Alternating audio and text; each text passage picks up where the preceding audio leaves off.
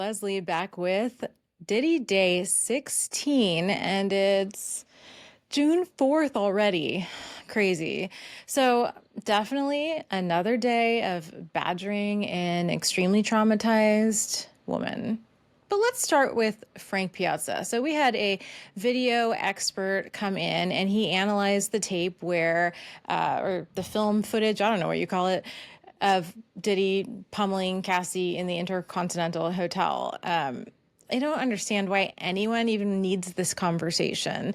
The video's real. Sean Combs did an apology video. Remember those crocodile tears zoomed into his nasty fucking face? Yeah, he apologized, said he was going to do better. So, prosecution, maybe bring that apology video forward. That probably would have been a good time to come in with that. But anyways, he said the video was real. It was pixelated. He said it was cheap equipment. He analyzed 10 of the sex tapes that were under the Frank Black files. I'm sorry, Frank Piazza, that you had to see that. You might need some therapy. We should get this guy on The Bachelor, like the older person Bachelor series. I don't know if he's married, but oh, he would be fun on The Bachelor. Yeah, he basically said like F you all, it's a real footage and I'm super, super smart and I say things that no one could even understand about things in videos and pixelation. Okay, so he went home. So then Banna came on and she's this super cute fashion designer who apparently had a very, very severe drug and alcohol abuse problem, but now is sober. So go you. But it also sounds like she has very severe symptoms of post-traumatic stress disorder, PTSD, complex PTSD, because Sean Combs picked her up while she was outside on the balcony of a 17th floor apartment condo, I don't know, and picked her up by the armpits and held her, dangled her over, and said to her, well, basically said he was gonna kill her, but I am the devil and I could kill you. And when she says this, she's like sobbing on the stand. So not good. Things are not good with this girl. So basically on that night, she was sleeping on it sounds like the couch with her girlfriend. And Sean Combs came in and it was like in the middle of the night and he was violent and in a rage and she was terrified. She told her girlfriend to go hide in the bathroom because she didn't want her to be a part of that. And then she went out onto the balcony to smoke a blunt or a joint or I don't know, one of those marijuana things. And that's when he like raged in, picked her up and dangled her. But then he like chucked her back onto the balcony and she had major bruising. I think it was referred to as baseball sized bruising on her neck and leg that required a neck brace that she got the next day. When talking about her emotional response to this, she talked about having nightmares, PTSD, night terrors, PTSD. So what's the difference there? A nightmare, you kind of wake up and you're like, oh my God, that was a horrible dream and I'm terrified and your body is like shaking and you remember it so vividly. A night terror is like you don't remember what you're thinking about. You just wake up screaming and that's what's happening to her. We see night terrors a lot in children. This is because their sleep is growing, their brains are adjusting. Night terrors in adults tell me that the abuse they endured is so extremely severe. Their brain is not even replaying it, but they're having a physical, emotional reaction. They're in REM sleep and they wake up and they are screaming. And that's another reason I don't believe in sleepovers as a forensic psychologist, because you just never know when somebody has a sleep disorder. And why would you put your kid in an environment like that? It could be your best friend. You just never know when somebody's going to have an issue during their sleep, like sleepwalking. It's way more common than you think. Again, that's just another tangent. No sleepovers. So she has a lot of symptoms consistent with PTSD, screaming in her sleep. She sounds extremely hypervigilant. It sounds like she is. I mean, they use the word paranoid, but I wouldn't say that. I would say legitimately fears for her safety, and she's always checking outside before she leaves her home. And that shows you how massive of a threat Sean Combs and his enterprise was to a person who is 115 pounds, that he had no problem dangling over the 17th floor, which also tells me that he had no problem if she actually fell or he dropped her and she died.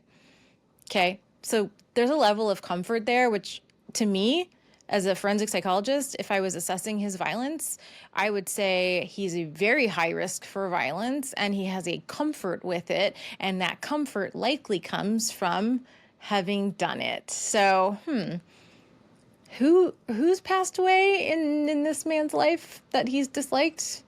Quite a few people. Okay, so she's getting, badgered again by Cross when they come back, and she's going to be back on tomorrow. So I'm assuming she won't have a good night's sleep because this is re-traumatizing.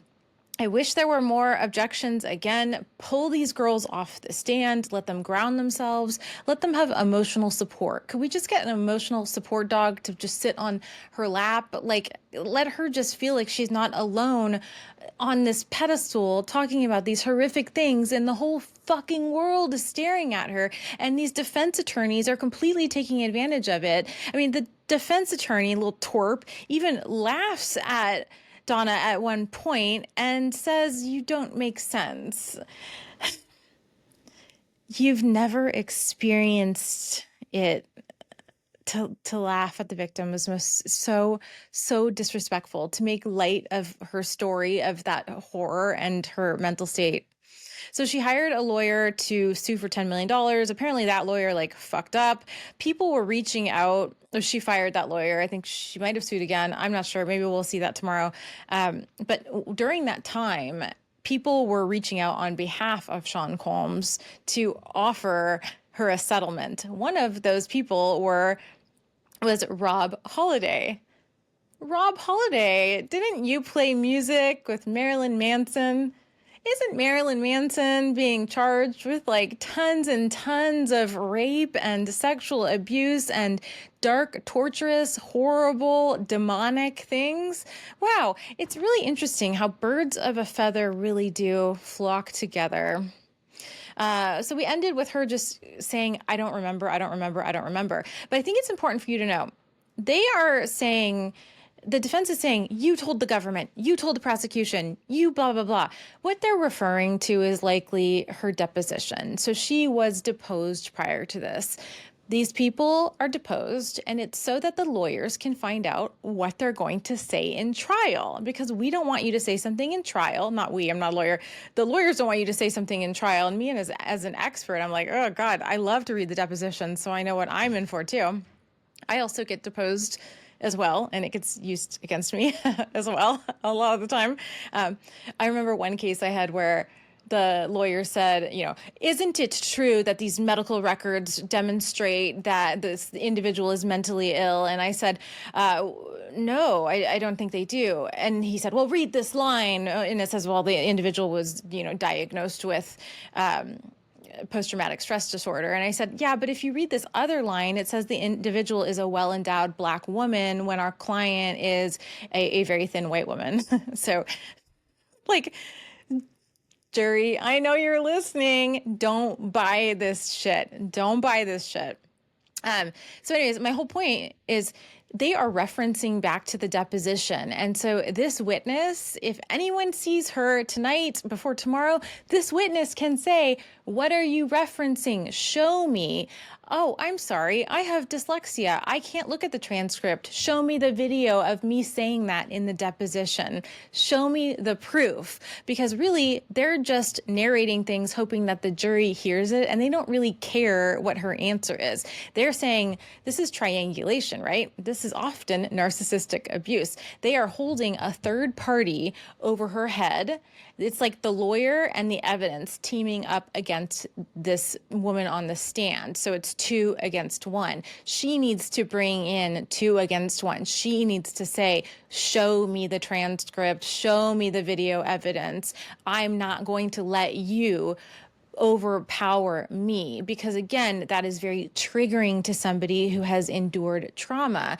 They are not going to remember things well. It will become blurry. They can't ground themselves. They can't find their words. They start to answer things with, I don't know. Jesus, somebody just get me to that trial. I want to be there. Anyways, that's it for today. I will report more tomorrow. Dr. Leslie, forensic psychologist. Don't believe all the lawyers.